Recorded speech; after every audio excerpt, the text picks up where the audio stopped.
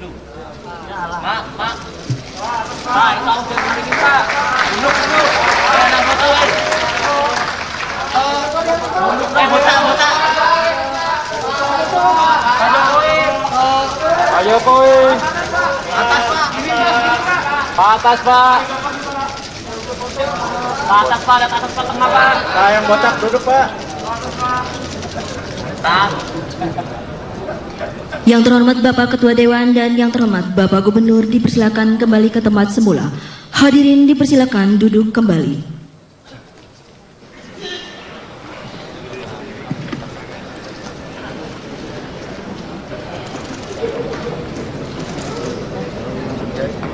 Terima kasih kepada Saudara Gubernur Provinsi DKI Jakarta yang telah menyampaikan pidatonya.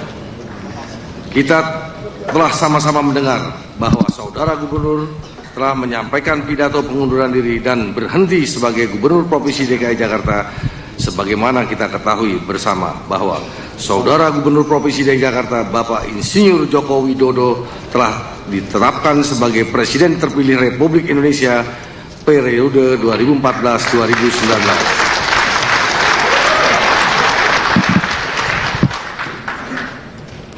Sesuai keputusan Komisi Pemilihan Umum nomor 535/KPTS/KPU tahun 2014 tanggal 22 Juli 2014 tentang penetapan rekapitulasi hasil penghitungan perolehan suara dan hasil pemilihan umum presiden dan wakil presiden.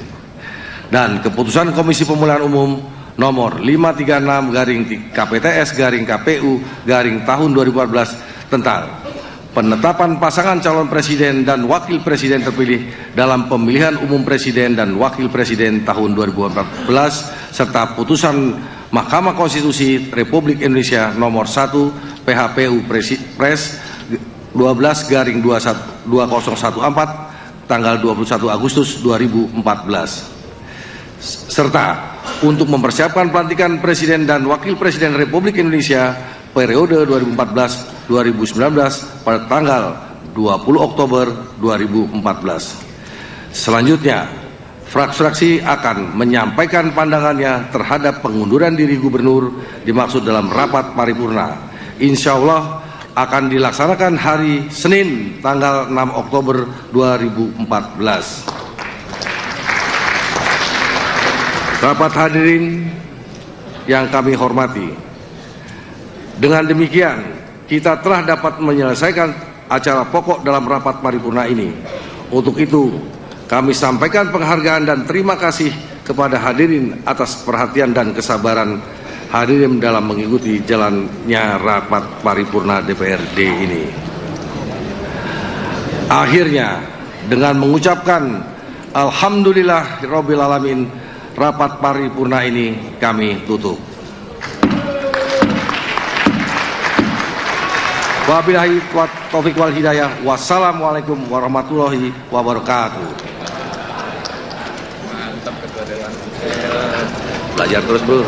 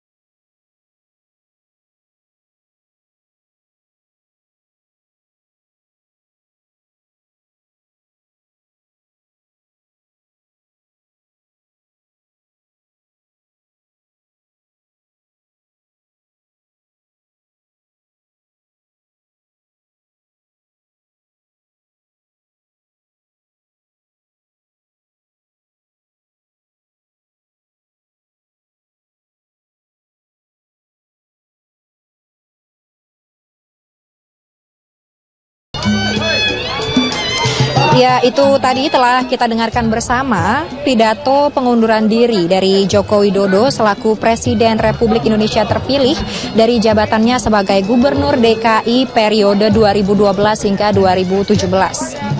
Dan tadi juga nampak penyerahan secara simbolik surat pengunduran diri yang telah diajukan oleh Jokowi. Ini sebenarnya surat pengunduran diri ini sudah diajukan oleh Jokowi kepada DPRD DKI Jakarta pada tanggal 10 September 2014 lalu. Dan tadi kita dengar bersama juga selain meminta izin, Jokowi sempat pamit dan juga meminta maaf kepada segenap warga DKI Jakarta.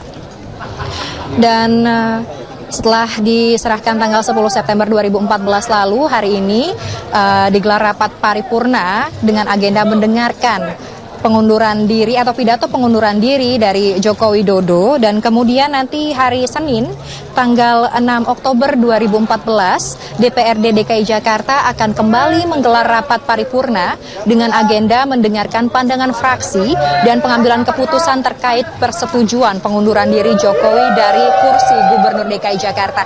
Nah, ini bisa kita lihat nampak antusiasme dari mereka yang datang ini. Mereka yang datang ini tidak hanya dari anggota DPRD DKI Jakarta, namun juga dari seluruh jajaran Pemda DKI, mulai dari gubernur hingga camat dan juga lurah. Nampak mereka antusias ingin berfoto bersama atau mengabadikan momen bersama dengan Joko Widodo, Gubernur DKI Jakarta yang sebentar lagi akan menjadi presiden. Dan pengunduran diri Joko Widodo ini sangat penting mengingat tanggal 20 Oktober nanti ini Jokowi harus sudah melepaskan jabatannya selaku gubernur karena akan dilantik menjadi Presiden Republik Indonesia.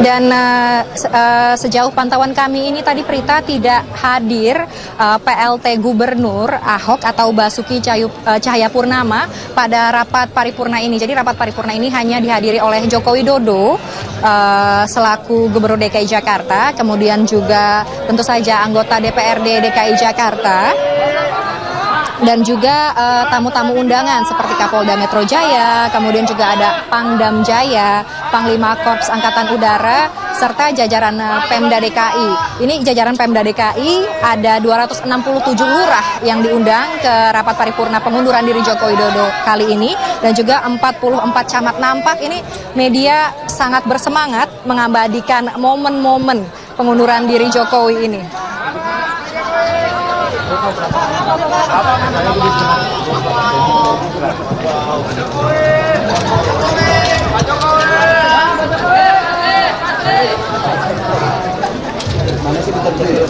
Dan tentu saja selain rapat paripurna pada hari ini, hari Senin nanti akan menjadi hari yang penting karena hari Senin ini akan digelar rapat putusan oleh DPRD DKI Jakarta.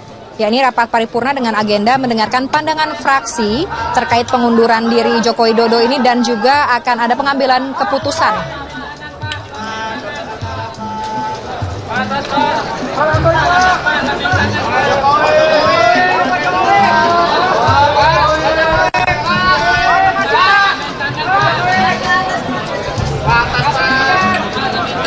Pak, lihat atas, Pak.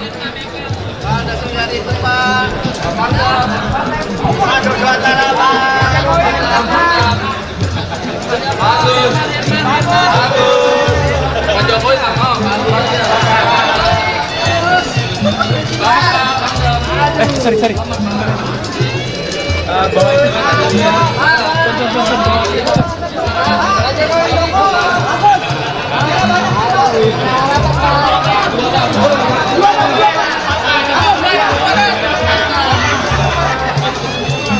Ya, berita ini nampak antusiasme rekan-rekan media mengabadikan momen-momen pengunduran diri dari Joko Widodo selaku Gubernur DKI Jakarta. Dan tentu saja selain hari ini yang perlu dicatat juga atau yang menjadi hari penting adalah hari Senin nanti tanggal 6 Oktober 2014 di mana DPRD DKI Jakarta akan menggelar rapat rapat paripurna dengan agenda ini mendengarkan keputusan ataupun mendengarkan pandangan fraksi terkait pengunduran diri Joko Widodo dan juga keputusan apakah DPRD DKI Jakarta menyetujui pengunduran diri Joko Widodo dari jabatan Gubernur DKI ini. Berita. Ya, Rosalin, sebelumnya kami mendengar bahwa ada rencana 4 ketua fraksi, yaitu fraksi Gerindra, Golkar, PKS dan juga P3 yang tidak akan menghadiri sidang paripurna dengan agenda pengunduran diri Jokowi ini. Apakah kali ini mereka hadir?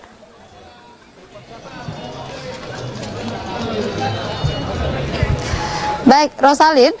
Kami sebelumnya mendapatkan informasi, sempat tersiar kabar bahwa ada 4 ketua fraksi yang tidak akan menghadiri sidang paripurna dengan agenda pidato pengunduran diri Jokowi, yaitu ada ketua fraksi Gerindra, Golkar, PKS, dan P3. Bagaimana hari ini? Apakah mereka jadi tidak hadir? Ya Prita, ini bukan mereka tidak hadir ke rapat yang kali ini, tapi ini saya clearkan sedikit Prita, ini adalah kejadian yang terjadi pada hari Selasa lalu di mana ada rapat dengar pendapat dari fraksi dan keempat orang pimpinan dari 4 partai yang Anda sebutkan tadi ini memang tidak datang, tapi pada saat hari ini, pada saat paripurna pengunduran diri Joko Widodo ini mereka semua datang, ke 109 anggota DPRD DKI Jakarta ini datang dan jadi yang menjadi pentingnya ini nanti adalah hari Selasa, karena di hari Selasa ini akan didengarkan pendapat dari setiap fraksi. Dan tadi terkait ketidakdatangan atau ketidakhadiran 4 wakil fraksi yang Anda sebutkan tadi ini karena pada saat itu atau pada hari Selasa lalu ini belum dibentuk fraksi di DPRD DKI Jakarta. Dan kalau sekarang ini semua lengkap datang menyaksikan pidato pengunduran diri dari Joko Widodo. Rita.